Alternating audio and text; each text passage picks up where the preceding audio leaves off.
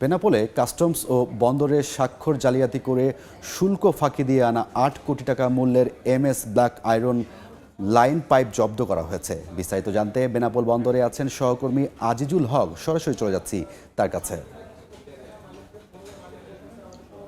বেনাপোল বন্দর দিয়ে ভারত থেকে যে সমস্ত পণ্য আমদানি হয় সে সমস্ত পণ্য যাতে সঠিকভাবে সরকারের আমদানি শুল্ক পরিশোধের মাধ্যমে বন্দর থেকে খালাস হয়, তার জন্য কিন্তু বন্দরে কাস্টমস এবং কাস্টম শুল্ক গোয়েন্দা কর্মকর্তারা দায়িত্বে রয়েছেন। তবে মাঝে মাঝে দেখা যাচ্ছে কিন্তু এই সমস্ত শুল্ক এবং কাস্টম কর্মকর্তাদের চোখে ধুলো দিয়ে কখনো এই সমস্ত কর্মকর্তাদের সাথে গোপন আতাত করে সিএনডিএফ এবং আমদানিকারকরা সরকারের কোটি কোটি টাকা রাজস্ব ফাঁকি দিয়ে তারা কালো টাকার পাহাড় গড়ছে। এমনই একটি চালান গতকাল সরকারি জাতীয় নিরাপত্তা সংস্থা NSA এর তথ্যের ভিত্তিতে আটক করেছে বেনাপোল কাস্টম কর্মকর্তারা। আমরা প্রাথমিক অবস্থায় বেনাপোল স্থল বন্দর এসে যেটি জানতে পেরেছি যে আমদানিকারক ঢাকার প্রাইম ইঞ্জিনিয়ারিং কয়েকদিন আগে 13 ট্রাক এই যে পাইপ লাইন সেটি ভারত থেকে আমদানি করে এবং আমদানি পর এই পণ্য চালানটি ছাড়করণের দায়িত্বে ছিলেন বেনাপোলের C and F agent Goni and sons. তবে সঠিক নিয়ম না মেনে এই C and F agent Goni and sons কাস্টমসের এবং বন্দরের স্বাক্ষর জাল করে এই সমস্ত পণ্য খালাসের চেষ্টা করছিল।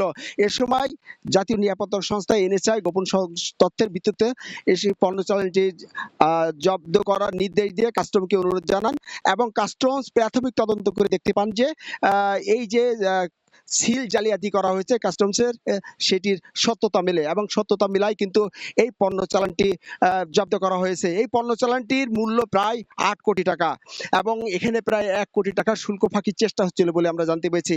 আপনি জানেন যে এই কাস্টমস সঠিকভাবে যে রাজস্ব পরিশোধের ব্যাপারে কিন্তু বন্দরে বিভিন্ন নিরাপত্তা ব্যবস্থা রয়েছে, কিন্তু এই যেমন সিসি ক্যামেরা রয়েছে, কাস্টমসের বিভিন্ন গোয়েন্দা সংস্থা রয়েছে, কিন্তু প্রতিনিয়ত কিন্তু এ ধরনের শুল্ক ফাঁকির ঘটনা ঘটছে। আমদানিকারকরা আমাদেরকে বলছেন যে প্রতি বছর এই বেনাপোল বন্দর থেকে প্রায় ১০,০০০ কোটি টাকা রাজস্ব আদায়ের কথা, কিন্তু শুল্ক ফাঁকি প্রচুর পরিমাণে বেড়ে যাওয়ায় কিন্তু ৬,৫০০ কোটি টাকার ঊর্ধ্বে কিন্তু এই রাজস্ব আসছে না এবং এই অনিয়মের সাথে যারা জড়িত তাদের বিরুদ্ধে কঠিনভাবে যে শাস্তিমূলক ব্যবস্থা সেই শাস্তিমূলক ব্যবস্থা কাস্টম কর্তৃপক্ষ গ্রহণ না করায় বারবার কিন্তু এই শুল্ক ফাঁকির ঘটনা ঘটছে।